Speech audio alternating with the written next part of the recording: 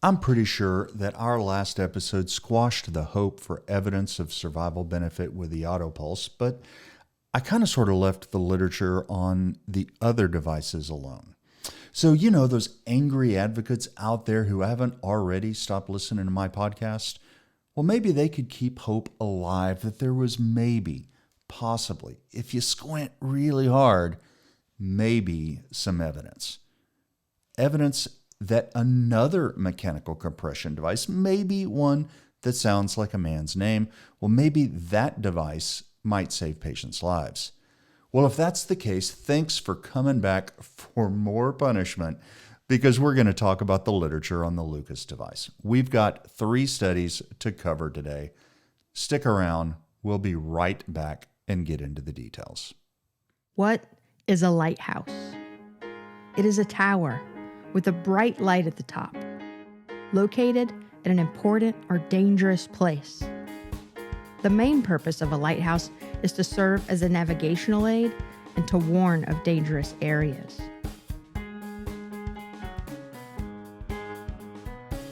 Welcome to the EMS Lighthouse Project podcast, illuminating the darkness of current EMS clinical practice with the bright light of science. Here's your host, Dr. Jeff Jarvis. Howdy, y'all. I'm Dr. Jeff Jarvis. Welcome back to another episode of the EMS Lighthouse Project podcast, where we shine the bright light of science on the darkness of modern clinical practice. I am so glad y'all came back after what I'm sure, for at least some, was a really disappointing last episode, where we talked about the literature that said the AutoPulse does not, in fact, save patients' lives. Why am I glad you're back? It's because now we're going to talk about that other device, the plunger device, the new thumper, the Lucas device. We have 3 trials to talk about today. 2 of them are randomized controlled trials, and 1 of them is a secondary analysis of an RCT. First, we have the LINC trial. Next, we'll hit the PARAMEDIC trial. And then finally, we'll get to the LINC VF trial, which was a secondary analysis of, you guessed it, the LINC RCT. So y'all have heard me talk about PARAMEDIC 2, the randomized controlled trial of epinephrine compared to placebo. Well, if there was a PARAMEDIC 2, then there's got to be a PARAMEDIC 1, right? Well, it was, and this is it. So with that, let's jump right in, and let's start with the LINC trial. LINC stands for Lucas in Cardiac Arrest. It's by Dr. Rubertsson and colleagues. The title of the paper is Mechanical Chest Compression and Simultaneous Defibrillation versus Conventional Cardiopulmonary Resuscitation and Out-of-Hospital Cardiac Arrest. The LINC randomized trial. It was published in JAMA of 2014. Now, it was a multi-center randomized controlled trial in 3 countries, Sweden, the Netherlands, and the UK. Now, the trial was sponsored by Physio-Control. Now, according to the manuscript, they provided the devices, they helped with training, they provided per-patient funding, which is a pretty common practice, and they funded the Clinical Research Center. 2 people from Physio-Control served as non-voting members of the steering committee. Physio had no role in the design and conduct of the study, collection, management, analysis, and interpretation of the data, the preparation, or the approval of the manuscript. They were allowed to see a pre-submission review and comment on it, but the investigators were under no obligation to incorporate that input, and the folks from Physio had no role in the decision to submit.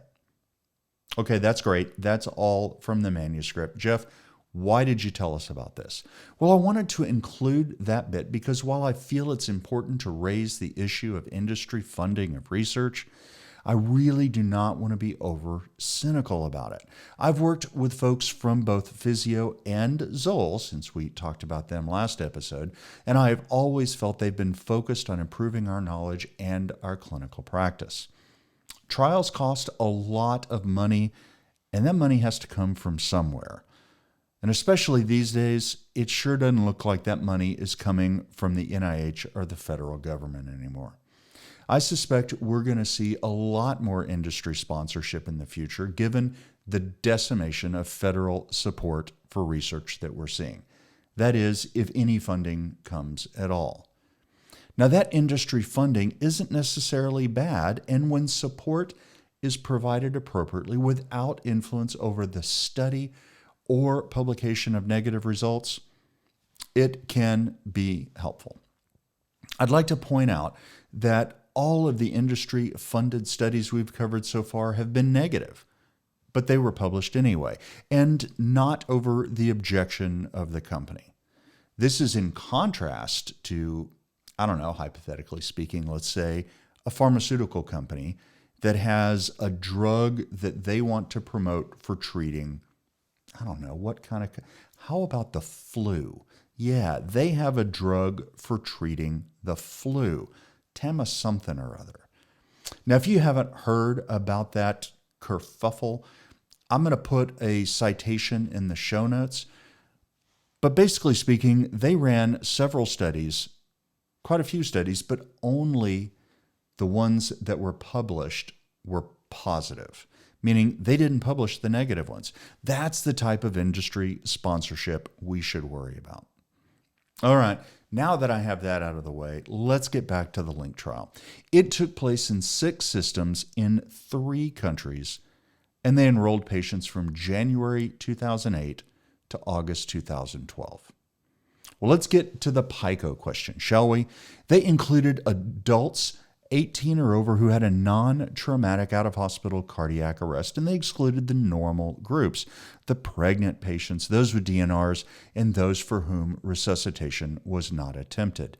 And they also excluded patients that didn't fit. Now, let's talk intervention and control.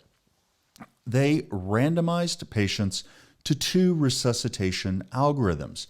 The mechanical algorithm had immediate manual compressions, but only until they could get the Lucas on, and then they went for a solid 3 minutes of uninterrupted compressions with no rhythm check and a blind defibrillation at 90 seconds. Blind meaning they don't know what the rhythm shows, they just hit zap.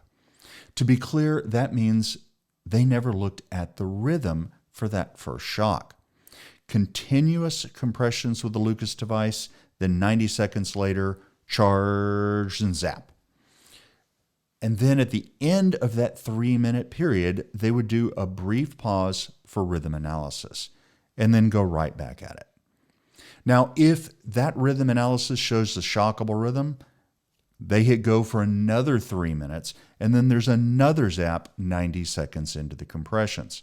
If there was no shockable rhythm, they'd just do 3 minutes of mechanical compression until their next rhythm check.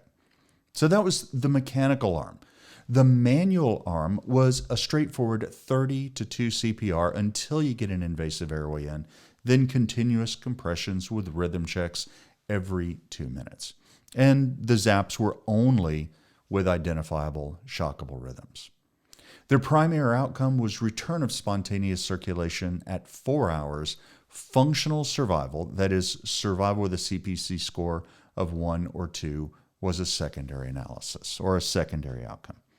So let's get to the results. Well, the results, they enrolled a lot of patients. There were 1,300 patients in the Lucas arm and 1,289 patients in the manual arm. The primary outcome of ROSC at 4 hours was seen in 23.6% in the Lucas group versus 23.7% in the manual group. And that difference is, it's really small, and there are a lot of zeros. It is a really small difference. The 95% confidence interval on that difference is anywhere from 3.3% better with the Lucas to 3.2% worse. Well, that's obviously statistically and clinically insignificant, and they gave a p-value. And this is actually the first time I think I've ever seen a p-value written like this. P greater than 0.99, and that's about as negative a result as you can get. Now, for the thing patients care most about, that is functional survival, with a CPC score of 1 or 2 at discharge, for the Lucas, 8.3%, for manual, 7.8%. The difference there is 0.55%, and the 95% confidence interval again went from negative 1.5% to positive 2.6%. Again, no statistical difference. So that we're seeing here no difference in survival or ROSC or functional neurologic survival. Now, there were a couple of caveats to this, and if you look at any randomized trial, you want to see whether the baseline characteristics are different between the two groups. A randomized trial, generally speaking, should have basically the same baseline characteristics. And this trial was no different, basically pretty good grouping, but there was one thing that was different, and that was probably driven by the algorithm they were testing. They found time to first defibrillation in the Lucas arm was 1.5 minutes later than in the manual arm. Now that's not surprising considering the algorithm. Remember, they did 3 minutes of compressions with a blind shock 90 seconds in. Well, we know that prompt defibrillation matters. So the question here is, was that what caused the difference? Is that what stymied the Lucas from showing its true survival benefit? Maybe. We really can't say from this. The whole reason they did that, it was based on the assumption that a higher compression fraction is better. 3 minutes with a blind shock was based on the assumption that that higher compression fraction with fewer pauses would provide more benefit than the delay in defibrillation would cause harm.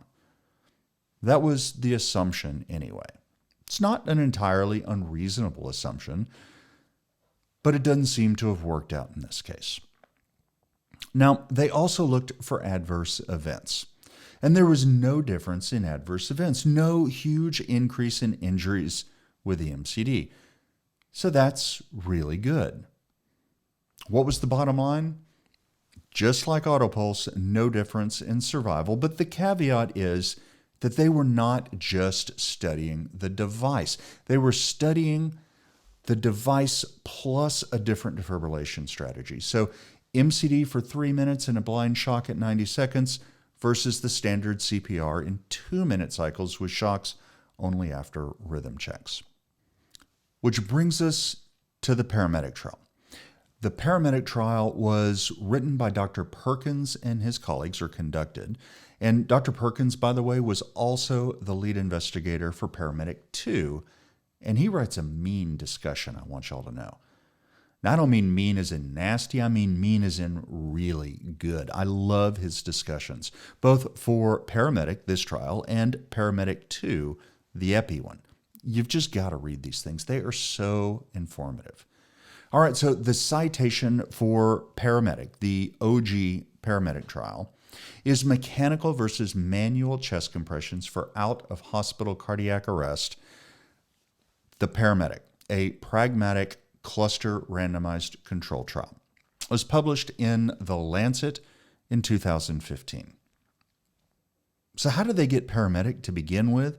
Well, it stands for the Pre-Hospital Randomized Assessment of Mechanical Compression Devices in Cardiac Arrest. That gets you to the acronym PARAMEDIC with only a little bit of tortured capitalization. That's great, Jeff. What was the trial? Well, I'm glad you asked. Well, this was a pragmatic randomized control trial in 4 NHS ambulance trusts in the UK with a total of 91 stations covering 13 million citizens. We're talking big systems here. Their population, again, was adult, non-traumatic, out-of-hospital cardiac arrest. It was very similar to what we saw in the LINC trial. And because we're studying the LINC device here, you got to be able to fit in it. So both too big and too small patients were excluded. Pregnant women also obviously excluded. Now, the intervention arm was early Lucas application. Now, they did it right, and they do a pretty good job of describing how to apply it. They rapidly slap a backboard underneath the patient, bring the patient back down, continue manual compressions. They attach one side of what I call the A-frame in, and then they slide it over and begin compressions. Great job. The controlled group got manual 32 compressions, again, only until intubation or supraglottic was in, and then they got continuous. Now, the only difference here, unlike in LINC, where you had 3 minutes plus that blind shock, well, in this case, you just get right on the chest, apply the Lucas, and then everything else is the same in the manual or the Lucas group. This is straight up head-to-head mono a mono, tet a tet comparison between the Lucas and manual compressions. The primary outcome was 30 days survival. And then, as with Paramedic 2, they took the results from this trial and they did a meta-analysis, adding in their results to previous studies, and I think that was a nice touch. Well, let's get to the results now. There were 1,652 patients in the Lucas arm and 2,819 patients in the manual arm. So huge sample sizes in both arms. The primary outcome of 30 days survival, well, it was 6% in the Lucas group versus 7% in the manual. Now, because this was a randomized trial, the primary analysis was done with unadjusted odds ratio, but then sort of as a sensitivity analysis, one of many sensitivity analyses, I might add. They included the adjusted odds ratio, adjusting for the typical things, age and sex, witnessed arrest, bystander CPR, initial rhythm, all of the things that you expect to be adjusted for. So the unadjusted odds ratio for survival at 30 days was 0.91 with a confidence interval of 0.71 to 1.7. Now that crosses 1, so it means no significant difference, which is honestly what you'd expect when you're looking at 6% versus 7%. Now, secondary outcomes, that included ROSC, and they found 32% ROSC in the Lucas arm and 31.5 in the manual. The unadjusted confidence interval here, or the unadjusted odds ratio, I should say, is 1.02 with the interval from 0.89 to 1.16. No difference. How about functional survival? The Lucas device had 5% functional survival versus manual at 6%. Now, the odds ratio, as you would expect, no difference there, 0.77, where the confidence interval goes from 0.59 to 1.02. Now, there is something interesting here. If you look at functional survival in the primary analysis, again, that's the unadjusted analysis, there is no difference. But then if you look at the adjusted odds ratio, it was 0.72 with the confidence interval going from 0.52 to 0.99. In other words, a significant difference. And that represents 28% lowered adjusted odds of neurologically intact survival with the Lucas device. In other words, worse survival. Now, again, that wasn't the way they set the trial up a priori. From the beginning, they said we're going to use the unadjusted. So the bottom line here is no difference. So why do I bring up the adjusted? I just think it's an interesting factoid. Now, they also did several different subgroup analyses that include shockable rhythms and non-shockable rhythms, bystander CPR and no bystander CPR, etc.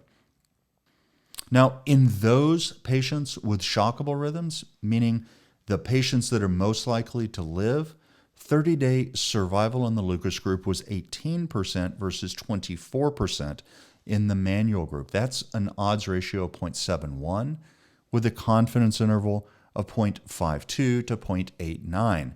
That is statistically significantly worse survival with the Lucas. That's 29% lower odds of survival with the Lucas among patients with a shockable rhythm.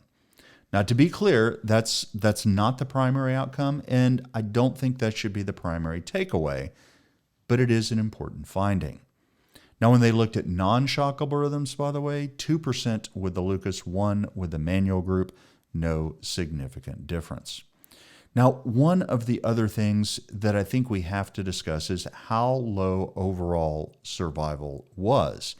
Now, they're looking at neurologically intact survival in the 5 to 6% range overall, all comers, not just shockable. And that compares to about 10%, which is what we see in 2024, which was, about 10 years after this in the United States. Just wanted to throw that out there. Now, I mentioned that they also did that meta-analysis thingy.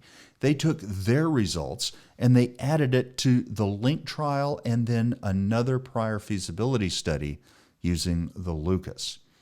Now, after they did all the meta-math things, they again found no significant difference. They had an odds ratio of 0.96 with an interval from 0.8 to 1.15. Now, that did favor the point estimate leaning toward manual, but again, not statistically different. What that really says is the paramedic trial, no difference, and added into all of the other evidence, also no difference. Now, after the results of the paramedic trial that showed worse outcomes with shockable rhythms with the Lucas, well, the authors of the LINC trial, they wanted to go back to their data and look at just that subgroup of patients who presented with VFib or VTAC. Well, and they published their results as LINC VF. They published it in Resuscitation in 2017. The lead author was Dr. Hardig, and the title was Outcome Among VFib VTAC Patients in the LINC, Lucas in Cardiac Arrest Trial, a randomized controlled trial. Now, as a reminder, this is a secondary analysis of a randomized controlled trial, not a randomized controlled trial itself. This LINC, remember, that's the one with the 3 minutes of Lucas device plus the blind shock at 90 seconds. Paramedic, straight head-to-head, Lucas versus manual.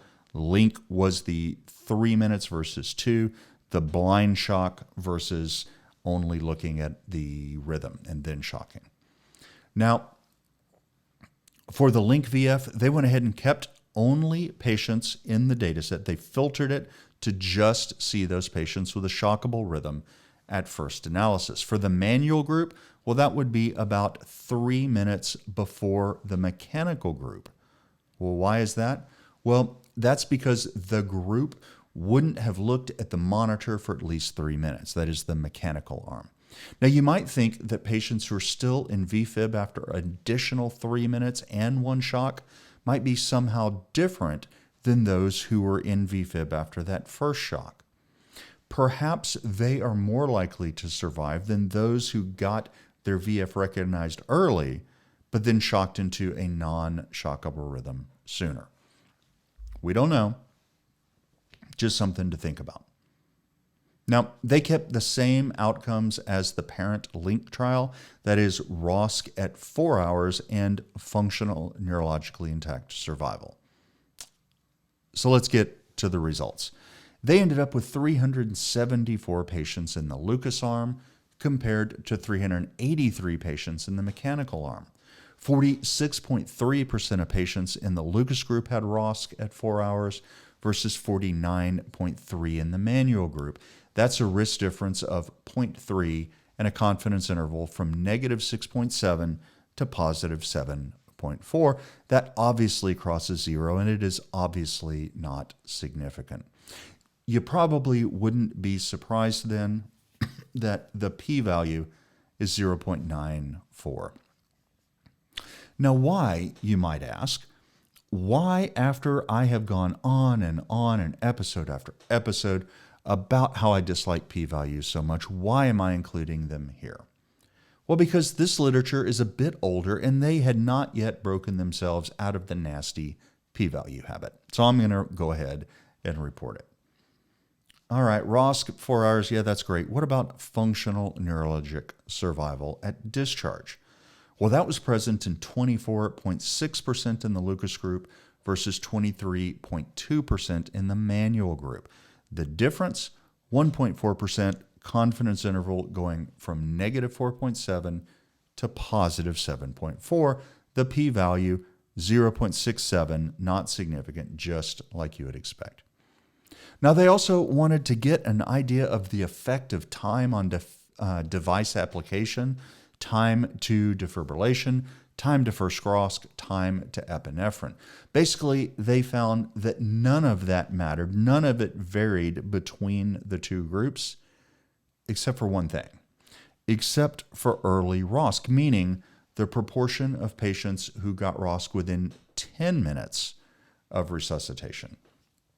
So if you're looking at that group, the first ROSC was within 10 minutes.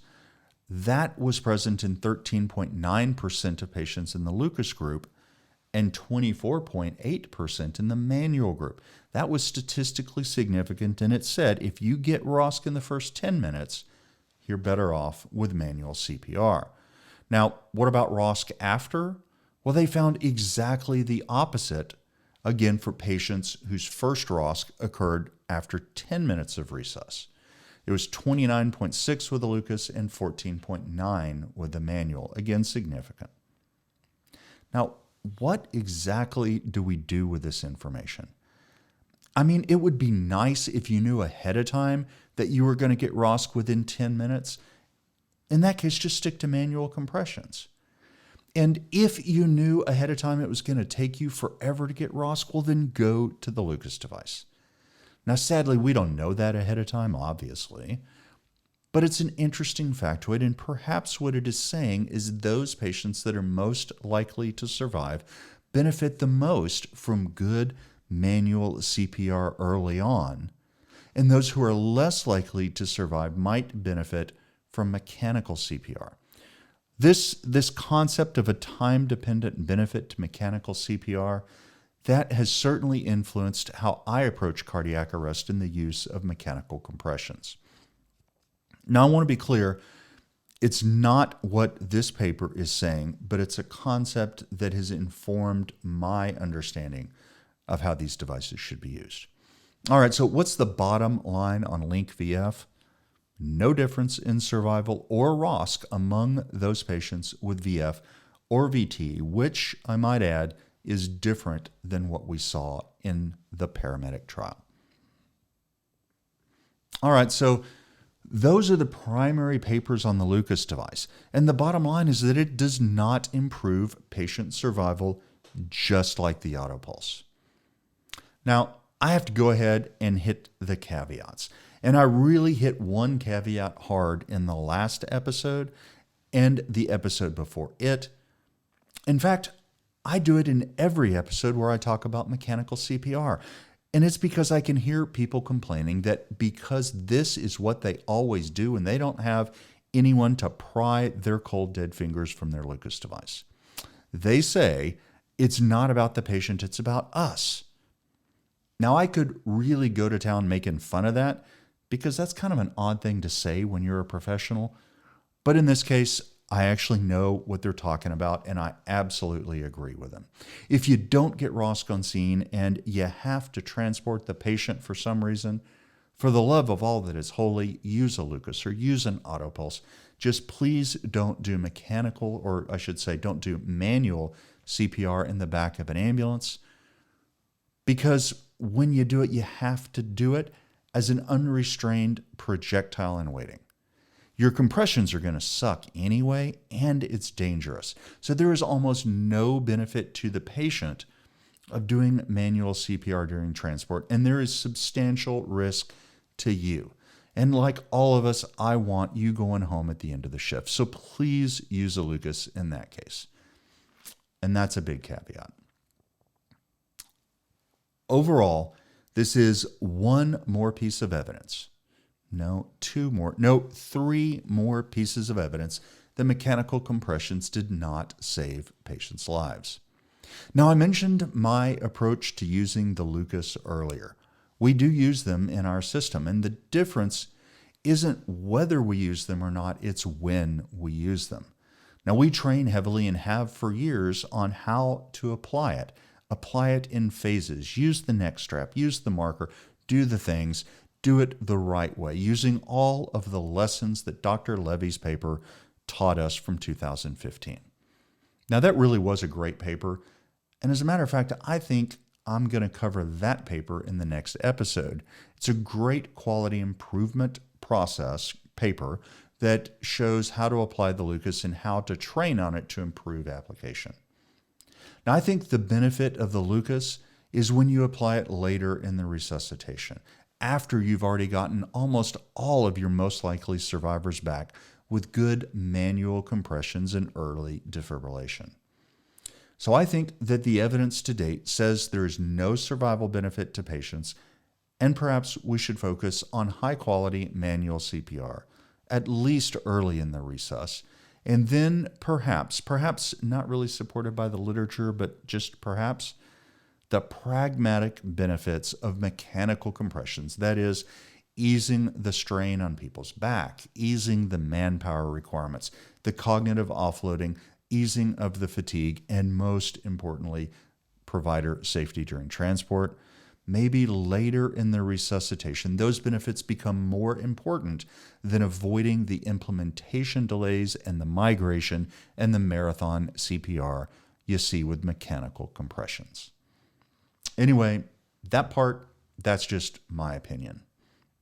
So the science we covered today says no benefit, y'all. I hope this has been helpful. We're going to come back and we're going to talk about a couple more papers in future episodes. As I mentioned, I want to talk about Dr. Levy's QI paper. And then we already talked about the Austin experience and we talked about the in-hospital experience. But there is a paper from the Utah State Cardiac Arrest Registry, and I want to talk about that one. And there's also an Austrian paper that I want to talk about.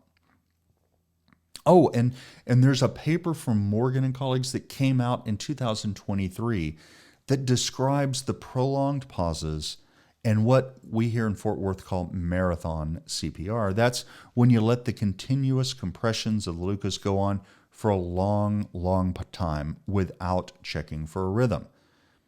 And then after that, I think I'm probably going to wrap it up with the systematic reviews and meta-analyses. And then I promise I'm going to stop talking about manual or mechanical compressions. Well, guys, I hope this has been helpful.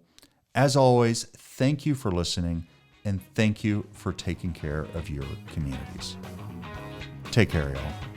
You've been listening to the EMS Lighthouse Project podcast, a proud member of the FlightBridge Ed podcast family and a Fire Dog production. Visit flightbridgeed.com for more information.